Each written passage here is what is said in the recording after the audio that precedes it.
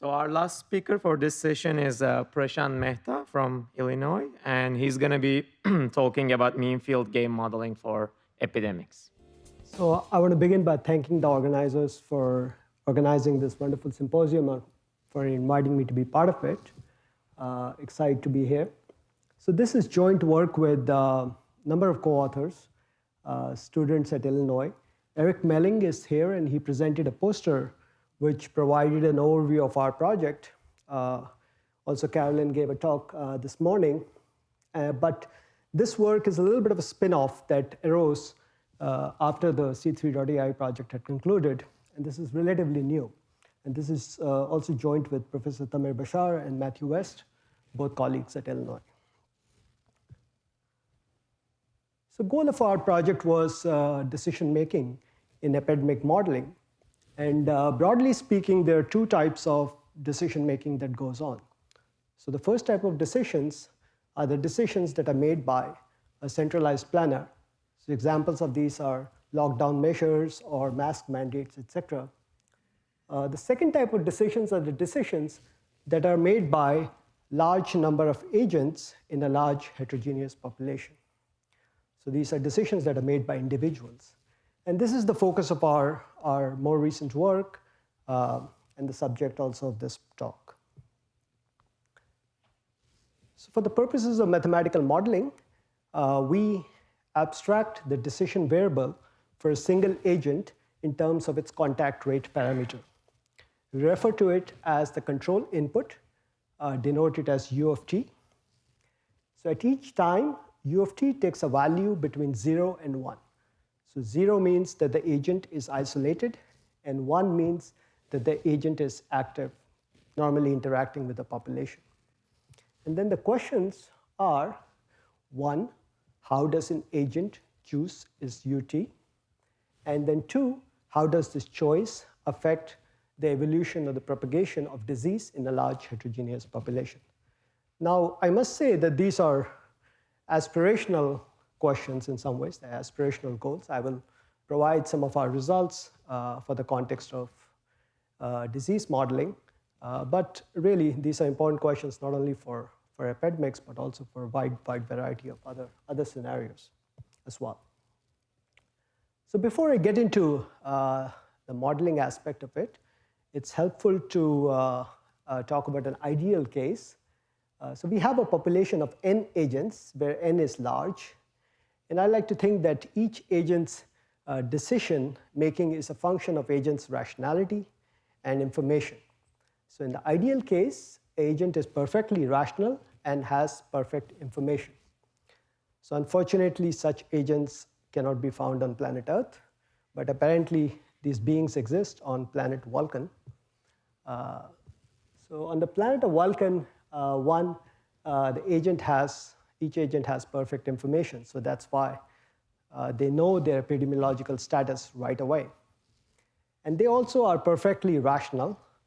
So that means that if an agent is exposed or becomes infected by a virus, they do the rational choice, which is to self-isolate or quarantine.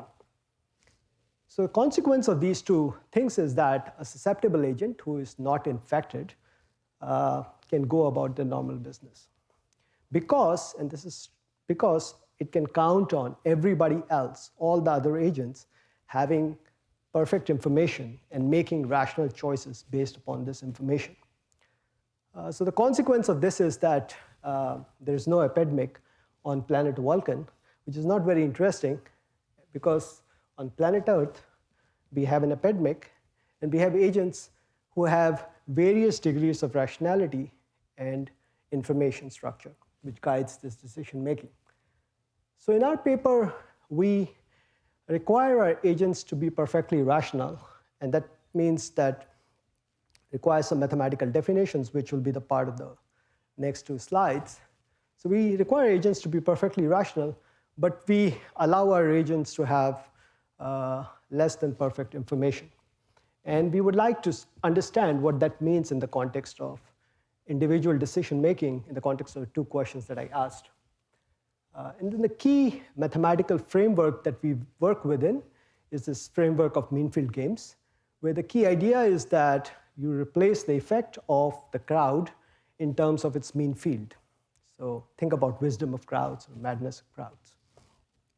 And the motivation for COVID-related work comes from the role that is played by pre or asymptomatic spread in the propagation of this disease.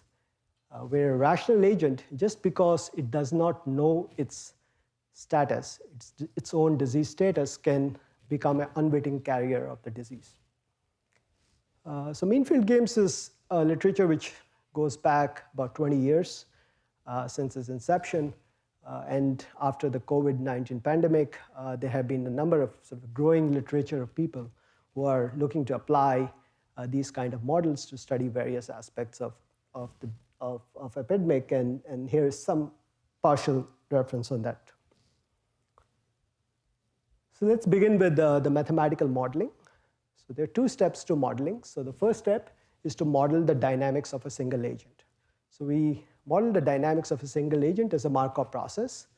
The agent starts off as susceptible, and the control affects the rate of transition from susceptible to asymptomatic state. So rate from S to A is eta. Eta is some baseline parameter. We assume it to be very small. It just plays the role of regularizing the problem. Plus something that's a function of control, U multiplied by lambda SA, so that's the measure of transmissibility of the virus, and beta T. So beta T here is the fraction of agents in the population who are both infected and active. So if an agent is not active, then they don't contribute to beta T. So I divide it into two panels, the left and the right, because control affects only the transitions from S to A. So once the agent becomes infected, asymptomatic we call it, then the transition from there on can depend upon sort of the health status of the individual or the age of the individual, but is not affected by its control, by its own activity.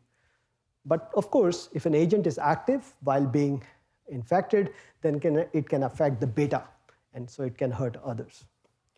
So if we do not have decision making in these models, we take ut is equal to u is equal to 1, then this reduces to the classical SAIRD model. Carolyn talked about it in the morning. The purpose of this work is to bring the choices that the agent will be able to make to modulate ut. So these choices are dependent upon the second steps, which is about modeling rationality. And this is done as an optimization problem. So we all took flights to come here. So that requires a certain degree of activity. And we did that because there is a social or economic reward to be had. So we have a model for economic reward based upon the activity. But of course, there's a risk. And this is because we may get infected, and as a result of that, incur a future health cost. So that we have a model for the health cost based upon whether they are symptomatic or infected. So for a susceptible agent, it's really a trade-off between economic reward and the health cost. Now, once the agent becomes infected, so reaches the asymptomatic state, then its health cost is locked in. It cannot do much about it. So from a purely selfish perspective, an agent has all the incentive to collect economic reward if it doesn't worry about others. So for this purpose, to prevent this kind of behavior, we introduced this notion of altruistic reward. So I want to show of hands, how many people took a test before flying? All right, quite a few. Even the people who didn't take a test, would you have come if you knew your infected status, if you knew that you were positive? Would anybody would have come? Nobody would have traveled, right? So I had a bet with my postdoc that everybody here is a Vulcan. So you just proved it. So this is an example of Vulcan rationality, where we work. If we know that we are asymptomatic, then we work in an altruistic way. But of course, the problem is we may not know. And then the decision making becomes complicated, and that's a function of information structure, and that's the goal of our paper. So we combine these two steps, the modeling part and then sort of the optimization problem, into an optimal control problem. So we write a single agent's problem as a Markov decision process. The dynamics of the process I've already described, where the control affects a transition from susceptible to asymptomatic. And then the cost function for a single agent is populated by its economic reward, its health cost, and then this altruistic reward. All right? And the problem really becomes interesting when an agent does not know its status. So we consider two types of information structure. The one is the fully observed case in an agent where agent perfectly knows whether it is susceptible, asymptomatic, and so on and so forth.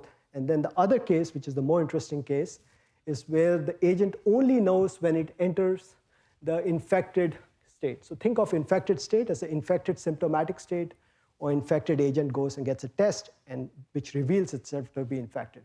If it's in the asymptomatic state, then it doesn't know. All right? So that's the second information structure. So we solve this problem. We pose this problem as a mean field optimal control problem. We solve this problem. And we show that in the fully observed case, it's not much of a surprise that the mean field game equilibrium is the Vulcan equilibrium. That means what I described in my original slides. So there's no epidemic in that case. This is largely a function of the altruistic reward. Because people know perfectly the information, the altruistic reward means the agents who are exposed self-isolate. The more interesting case is the partially observed case. So in this case, agents' optimal control is a policy which depends upon the belief state of the agent. So belief state lives on this probability simplex populated by S, A, and R. So the node S means the agent has perfect belief that they are susceptible, so they want to be active to collect economic reward. A, here the agents have perfect belief that they are asymptomatic, so they worry about the altruistic reward. They want to be inactive, so that's U is equal to 0. So it's a function of the belief state. And then this is sort of the key analytical insight that we obtain from our model, which I tried to summarize in this single slide. So on the left panel is the risk-reward trade-off for a susceptible agent in a fully observed setting. So the x-axis of the plot on the left is the economic reward per unit time. The y-axis is the potential health cost. So this is the value function of the asymptomatic state that the agent obtains by solving the optimal control problem. And then the diagonal line is where the risk balances the reward. So the main utility of the risk-reward trade-off is that it reveals a critical value of beta. So this is the positivity rate in the population below which the agent wants to be active because the reward outweighs the risk, and above which the agent wants to be inactive because the risks are too great. Now, in a fully observed setting, if an agent is asymptomatic, then the altruistic reward takes over and there's nothing much to be said. But in the partially observed setting, the agent's policy, like I mentioned before, depends upon its belief state. So it obtains a belief by running a nonlinear filter. So here is a trajectory of the agent's belief that it's asymptomatic conditioned on the fact that it hasn't seen any symptoms. All right? So we do not have closed form formulae for the solution, but you can do some order analysis to show that the agent's belief for the time window that matters during the infection scales as order beta. So if beta is low, say there's 2% infectivity rate, positivity rate in the population, then this will be about, the probability will be about 0.02. So when the agent solves his optimal control problem in that case, it doesn't really see the altruistic reward. You know, it's only 2%, maybe I'm asymptomatic. That's not enough of a difference to change the agent's behavior. So it continues to be active, right? Now this makes perfect sense for a single agent because my probability is only 2% that I am asymptomatic and hence infecting the virus. I will be active. At the level of the population, however, this can be disastrous because in 100,000 people, 2% means that there are 2,000 people who are asymptomatic and spreading the virus. This causes the beta to increase and till it reaches the threshold where the agent starts shutting off. Right? So this is an example of rational behavior for an individual. If I have such low probabilities that I'm doing harm, I continue to be active, but this is an irrational outcome on the level of the collective. Right? And this mean field game analysis reveals that. And then finally, we are using these models to fit real data. So we did a study for the Champaign County Champaign County has young demographics. I think that was my alarm. So, so Champaign County has young demographics, and we fit the sort of the game theoretic model to this, and there are some comparisons. And when you took this model and applied to Vermilion County, which is slightly older demographics, and there are predictions with this. But this is sort of a new story, and this is part of the comparison with experiments is part of the continuing work. So I want to finish by thanking my collaborators. Yagi Zolmez, Shubham Agarwal, and Jinwon Kim are the ones who did all the work. Eric Melling is the postdoc. And like I said, this is work joint in collaboration with Tamer Bashar and Matthew West. Thank you very much.